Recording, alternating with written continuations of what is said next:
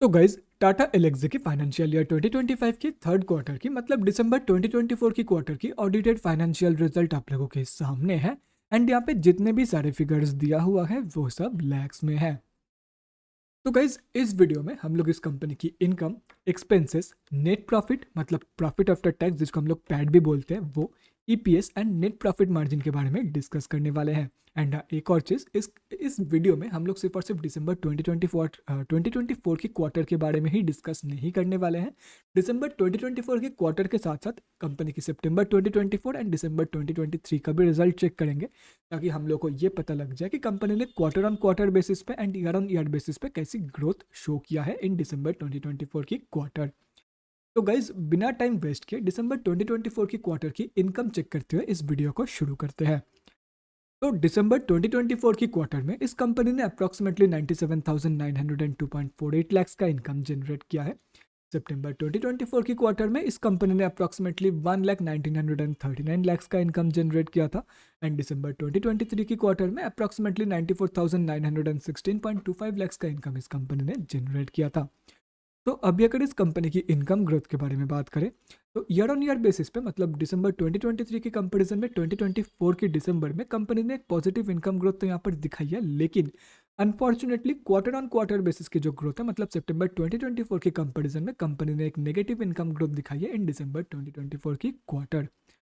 तो अभी अगर इस कंपनी की एक्सपेंसेस के बारे में बात करें तो दिसंबर 2024 की क्वार्टर में इस कंपनी ने अप्रॉक्सीमेटली 72,317.6 लाख रुपीस का खर्चा किया है। सितंबर 2024 की क्वार्टर में इस कंपनी ने अप्रॉक्सीमेटली 72,068.03 लाख का खर्चा किया था। एंड दिसंबर 2023 की क्वार्टर में अप्रॉक्सीमेटली 67,508.93 लाख का खर्चा इस कंपनी ने किया था।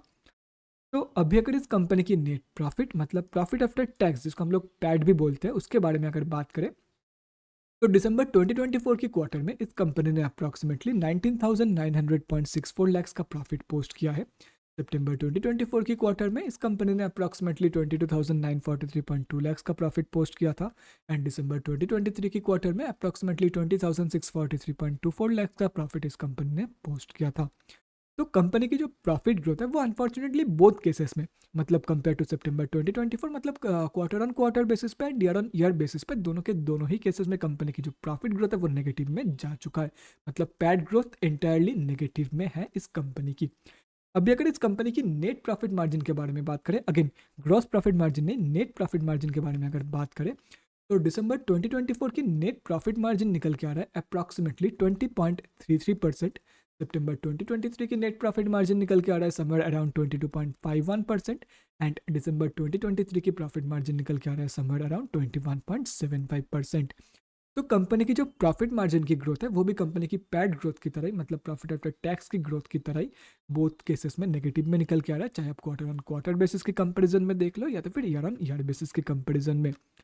और रही बात कंपनी की ईपीएस की मतलब अर्निंग्स पर इक्विटी शेयर की, तो ईपीएस की जो वैल्यू है दिसंबर 2024 की बेसिक में निकल के आ रहा है 31.95 एंड डायलूटेड में निकल के आ रहा है 31.94। सितंबर 2024 की निकल के आ रहा है बेसिक में 36.84 का एंड डायलूटेड में 36.83 का। एंड दिसंबर 2023 का निकल के आ रहा है 33.15 बेसिक में एंड डायलूटेड में 33.14 का।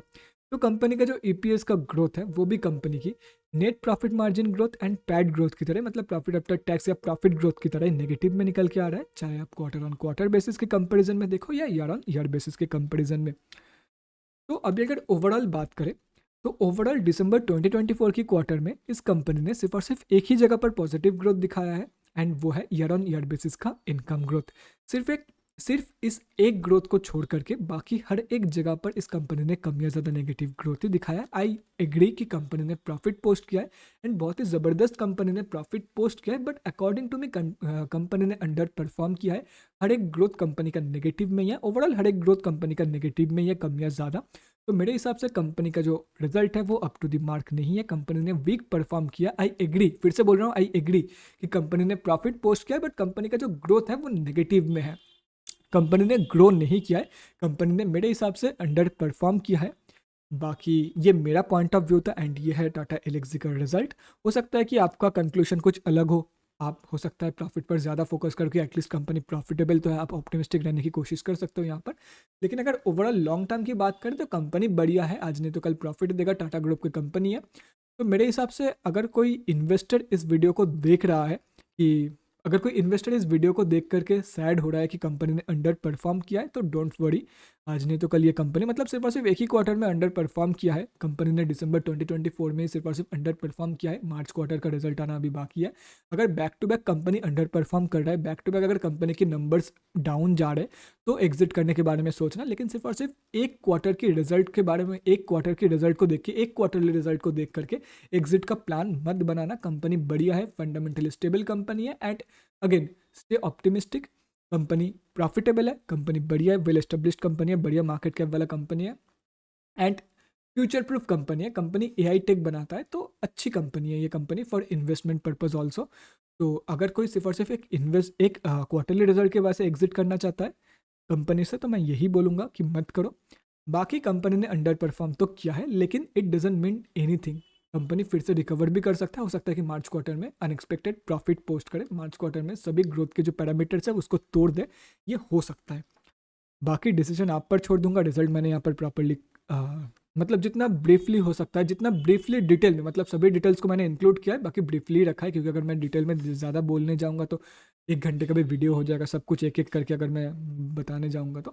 बाकी छोटा सा वीडियो है, रिजल्ट मैंने बता दिया, मेरा पॉइंट ऑफ व्यू मैंने शेयर कर दिया है।